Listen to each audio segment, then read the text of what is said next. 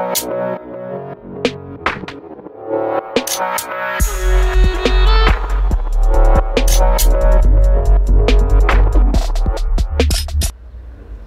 में आमिर शाहीन के अंदर मैं आपको खुशामदीद कहता हूँ। मैं आपका होस्ट आमिर शाहीन, आपके साथ मैं आज एक नए प्रोग्राम के अंदर हाजिर हुआ हूँ और मेरे साथ जो है पर्सनैलिटी बैठी है। आपका नाम सरवन कुमार भील है। भील साहब जो है वो एक समाजी कारकुन भी हैं। इसके अलावा पाकिस्तान तहरीक-ए-इंसाफ के अंदर आप सेंटर के इंसाफ लेबर विंग के डिप्टी जनरल सेक्रेटरी भी हैं। आज हम इनके ज़िंदगी के बारे में और इसके अलावा जो इनकी खदमात है सिंध के हवाले से, स्पेशली जो शेड्यूल्ड कास्ट के हवाले से उनकी बड़ी खदमात है, वर्किंग कर रहे हैं, हम इनसे जानेंगे इस हवाले से भी। कुमार साहब कैसे हैं? ठीक ठाक है आप? मेहरबानी अमर साहब, थैंक यू। अच्छा, पहले तो मैं चाहूँगा सर कि आप अपने कोई इब्तदाई लाइफ के बारे में बताएं, कहाँ पैदा हुए और आपकी इब्तदाई आपकी ज़िंदगी कैसे गुजरी, कहाँ आपने तालीम हासिल की?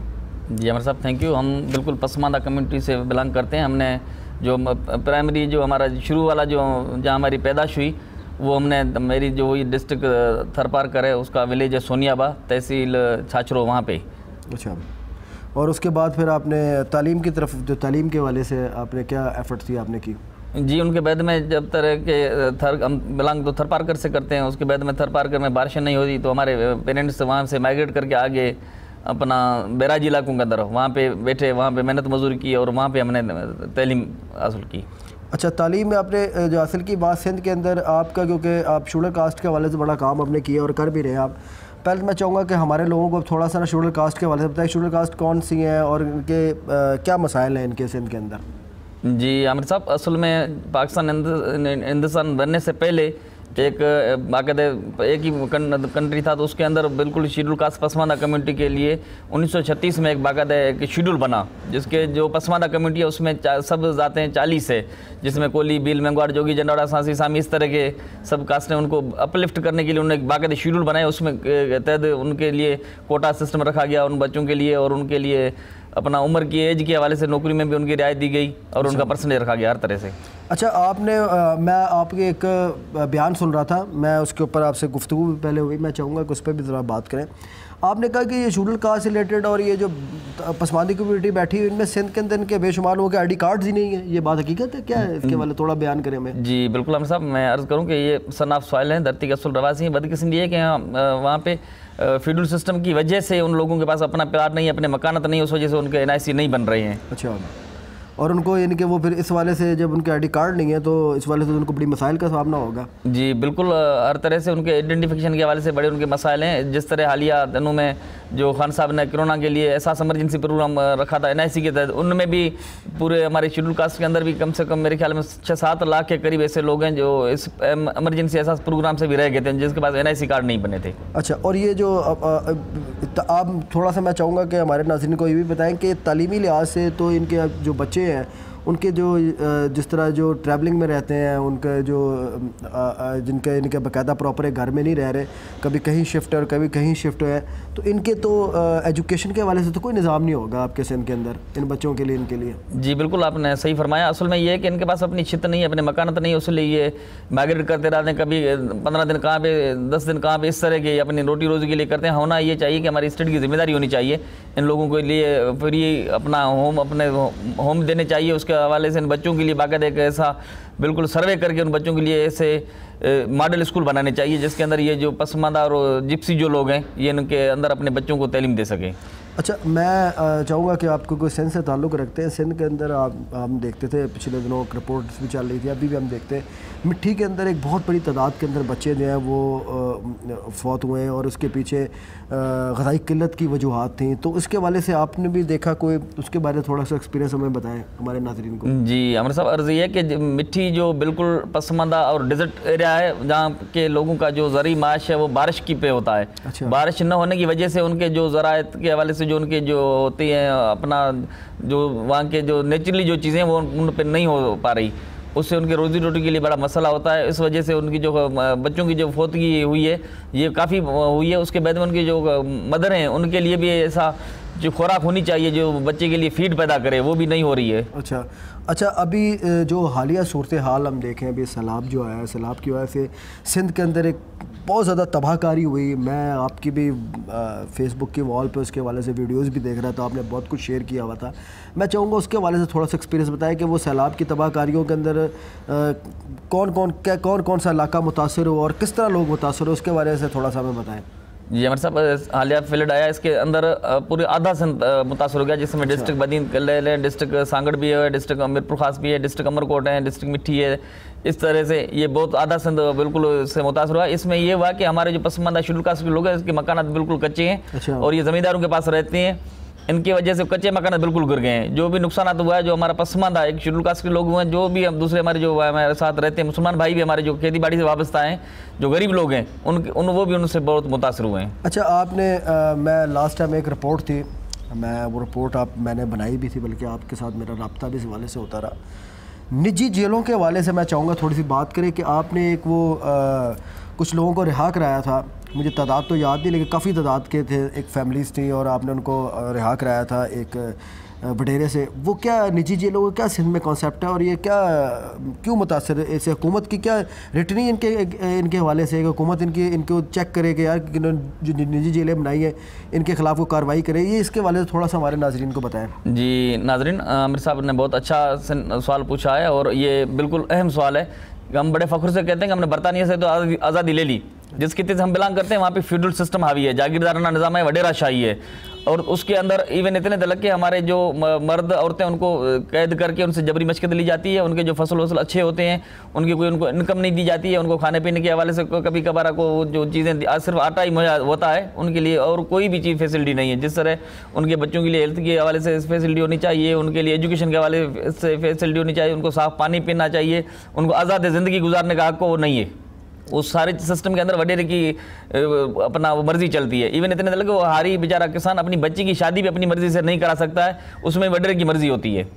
अच्छा, इसके अलावा मैं चाहूँगा कि एक तो ये आप क्या समझते हैं कि सिंध के अंदर लैंड रिफॉर्म्स कैसे हो सकते हैं और हुकूमत को इस पर क्या लैंड रिफॉर्म के हवाले से क्या इकदाम उठाने चाहिए, इसमें थोड़ा सा मैं चाहूँगा आप ज़रा बात करें। जी अमर साहब, शुक्रिया आपका। जिस तरह के मैंने अर्ज़ किया कि हम बड़े फ़ख्र से कहते हैं कि हम बरतानी से आज़ादी ले ली, हमें उसके साथ ये भी अर्ज़ करूँ कि हम शेड्यूल कास्ट के लोग, पसमानदा लोग, उन्हें बड़ा फ़ख्र है। हम सन ऑफ सॉइल हैं, धरती के असल रहवासी हैं, मोहनजोदड़ो के वारस हैं। जिस तरह पाकिस्तान बनने के बाद में जो अपर क्लास वाले हिंदू थे वो माइग्रेट करके चले गए, हमारे लोग शेड्यूल कास्ट वाले कोली, भील, मेंगवार, जोगी, जंडाड़, सांसी, सामी, इस तरह के लोग अभी तक कहीं ने माइग्रेट नहीं की। वो सिंध धरती के असल रवासी हैं, मुहब्बत वतन पाकिस्तानी है, इन्हें उनसे प्यार है। बदकिस्मती है कि हमें हमारे जिस दूसरे कंट्री में कोई यहाँ पे छक्का पे लगाता है या कोई रिटायर भी ऑफिसर होता है, उनको सिंध में को यतीम खाना समझ कर वहाँ पर ज़मीनें दी जाती है और हमारे लोगों को जो सन ऑफ सॉइल है उसके लिए झोपड़ी बनाने के लिए वहाँ पर जगह नहीं है। ये हमारी स्टेट की जिम्मेदारी है, स्टेट वहाँ पे बिल्कुल रोल अदा करे, हमें स्टेट का कहीं रोल नज़र नहीं आ रहा है। अच्छा, तकरीबन कितने आपके लोग हैं जो कि इसी तरह जिप्सीज जो बैठे हुए हैं, उनकी कितनी तादाद होगी सिंध के अंदर कि जिनके पास ना घर है और जो बड़ी पसमानदा ज़िंदगी गुजार रहे हैं, उनकी कितनी तादाद है?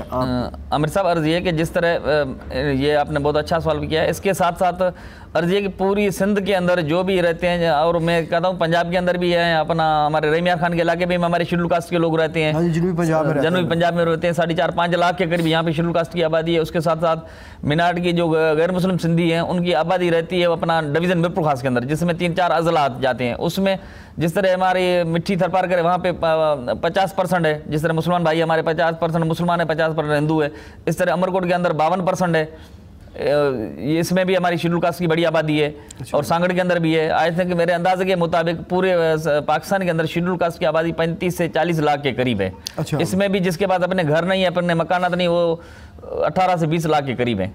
तो ये तो बड़ी हैरानकुन बात है। आज तक सिंध गवर्नमेंट ने, जो मौजूदा सिंध गवर्नमेंट तो पिछले तकरीबन तीसरा टेन्योर लगातार आ रहा है पीपल्स पार्टी का, तो पीपल्स पार्टी ने इस पर कोई काम नहीं किया इस हवाले से कि लोगों को घर बना के देते, कोई इस किस्म की कोई वर्किंग नहीं इनकी। सर आमिर साहब, अर्ज़ ये करें कि जिस तरह मैंने पहले भी अर्ज़ किया, ये यहाँ पे जिस खिते से हम बिलोंग करते हैं फ्यूडल सिस्टम हावी है, वो चुन के आते हैं अपना MP MNA, वो वडेरा शाही है, वडेरे ही हैं और वडेरा कम्युनिटी अपना उनसे ही बिलोंग करते हैं, वडेरा फैमिली से।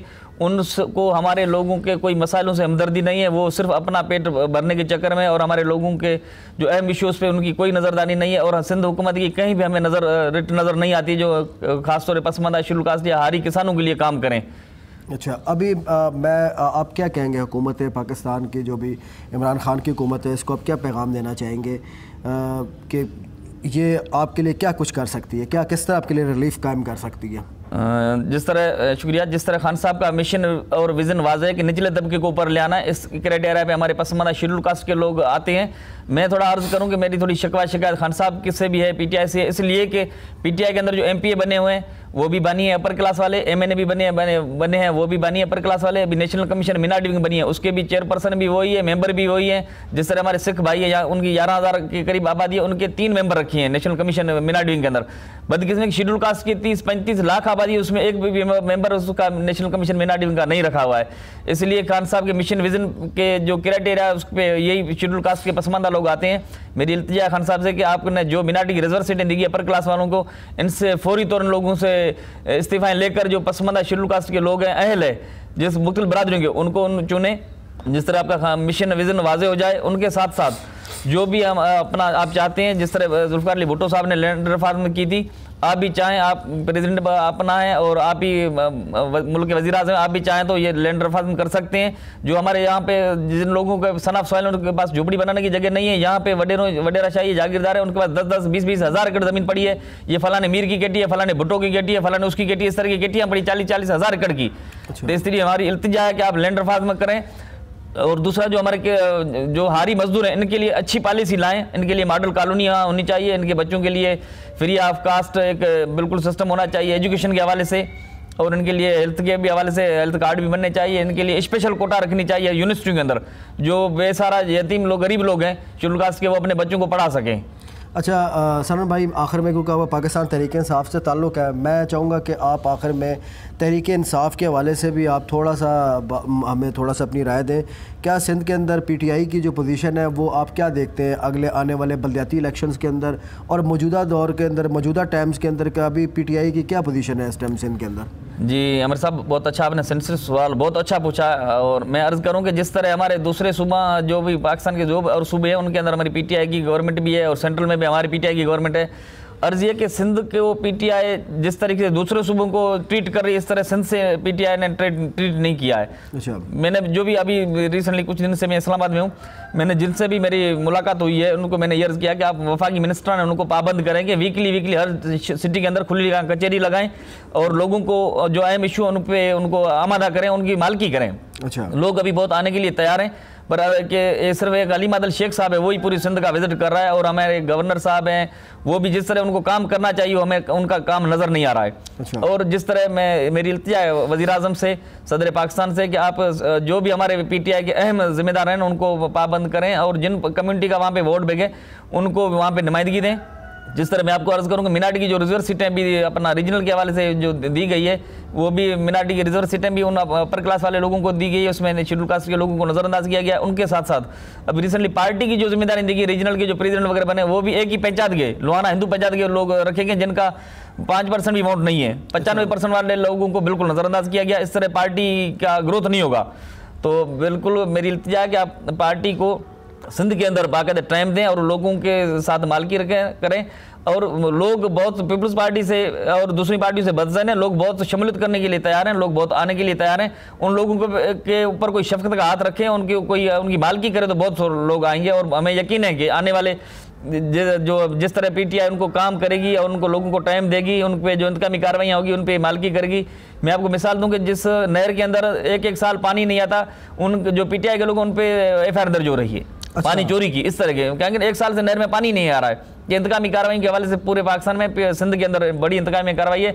हम भी वकील हाई कोर्ट के ये काले कोर्ट की वजह से हमारी अपनी सिक्योरिटी है, वरना ये हमें बिल्कुल वडेरे हमें जीने नहीं दे रहे। अच्छा चले, मैं आपने बड़ी ज़बरदस्त हमसे बातें की हैं, और मैं चाहूँगा कि सरवन भाई आइंदा भी आप हमारे साथ प्रोग्राम में शामिल हों, तो और हमें आइंदा भी कोई जो सूरत हाल है सिंध की उसे आगाह करें। अगले प्रोग्राम तक के लिए अपने होस्ट आमिर अली शाहीन को इजाज़त दीजिए। इंशाअल्लाह अगले प्रोग्राम के अंदर हम किसी नई शख्सियत के साथ, एक नए टॉपिक के साथ, एक नई सोच के साथ आपको दोबारा आपके साथ गुफ्तगू होगी। तब तक के लिए मुझे इजाज़त दीजिए। मैं आपका होस्ट आमिर अली शाहीन, अल्लाह हाफ़िज़।